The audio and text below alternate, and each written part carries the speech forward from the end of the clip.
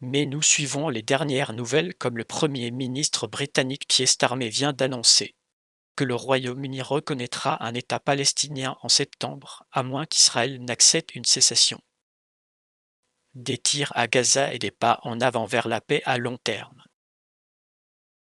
Et nous voulions faire au moins quelques commentaires du Premier ministre britannique Starmer droit. Tout de suite. Je vous remercie.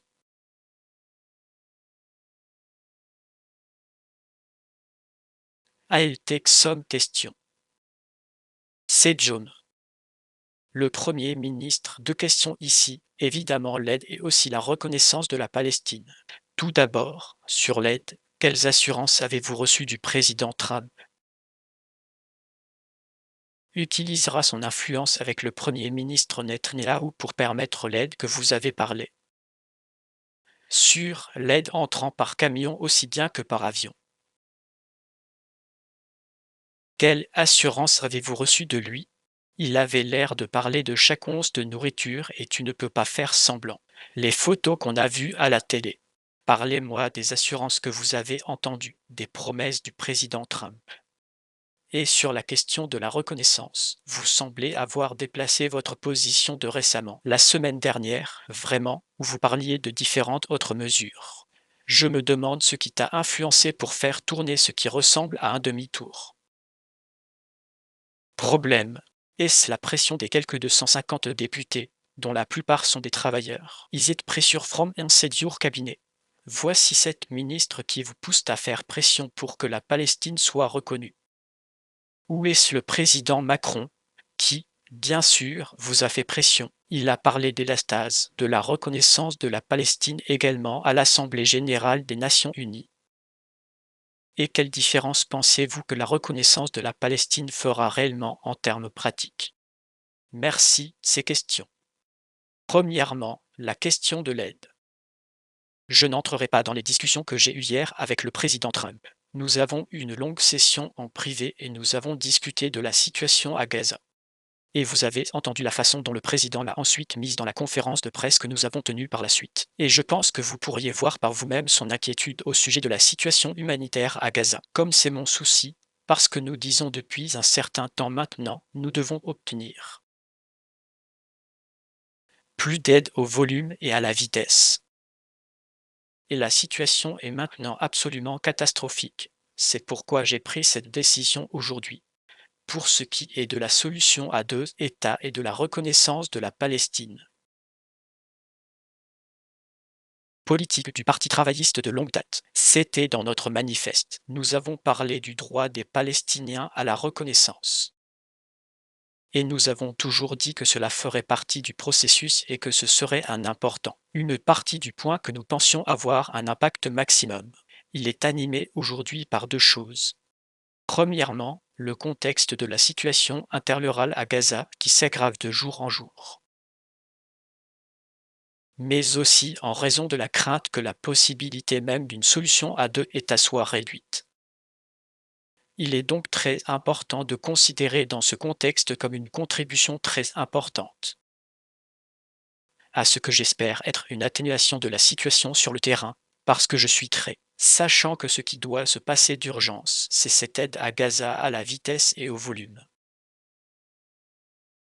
Et qui voit le feu qui peut ouvrir la voie à un processus politique. Il s'agit donc d'une décision prise par ce gouvernement dans le contexte d'Odge Dewey et d'après la rencontre avec mon cabinet juste plus tôt cet après-midi. Sur la question de la différence qu'elle fera, la raison pour laquelle nous l'avons annoncé dans le c'est précisément parce que je veux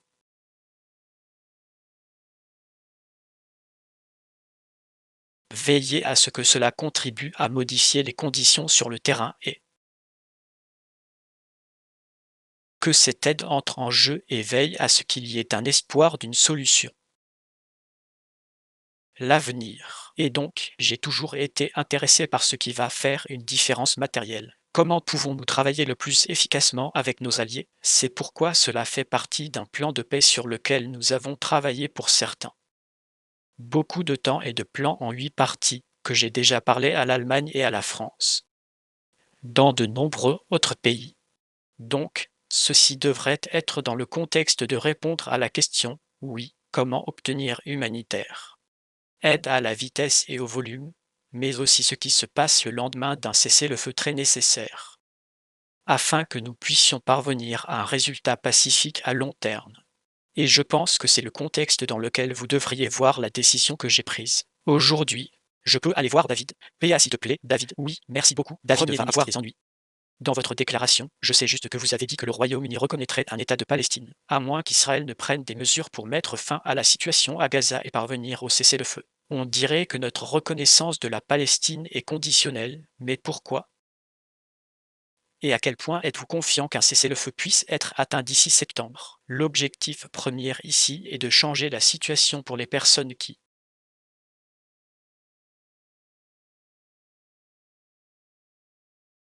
il faut absolument changer. Il nous faut un cessez-le-feu. Nous devons toujours garder à l'esprit les otages et l'atrocité le 7 octobre et ils doivent être immédiatement libérés. Ils ont été retenus depuis très, très longtemps. Mais aussi, nous avons besoin de cela pour faire en sorte que l'aide entre en volume et en vitesse.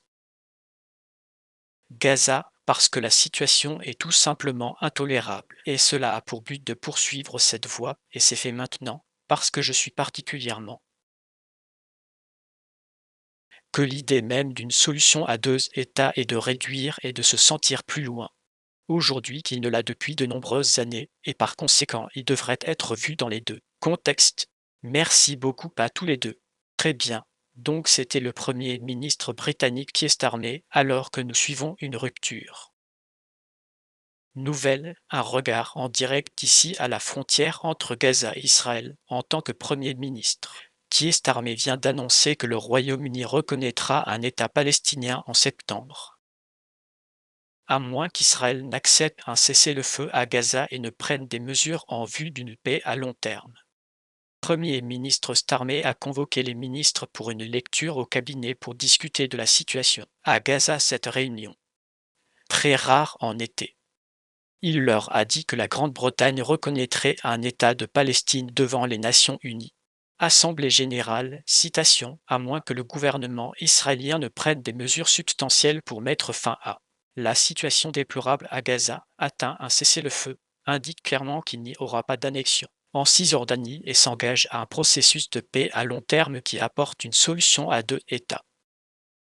La Grande-Bretagne a soutenu l'idée d'un État palestinien indépendant aux côtés d'Israël, mais a déclaré que la reconnaissance devrait s'inscrire dans le cadre d'une solution négociée à deux États du conflit. C'est également le cas lorsque Starmer a rencontré le président Trump. Ils sont au Royaume-Uni à la fois en train de discuter du conflit en cours à Gaza et de soutenir davantage l'aide à ceux qui sont touchés par la faim à Gaza. Donc nous voulions partager cette nouvelle avec vous alors que vous regardez bien à la frontière entre Israël et Gaza.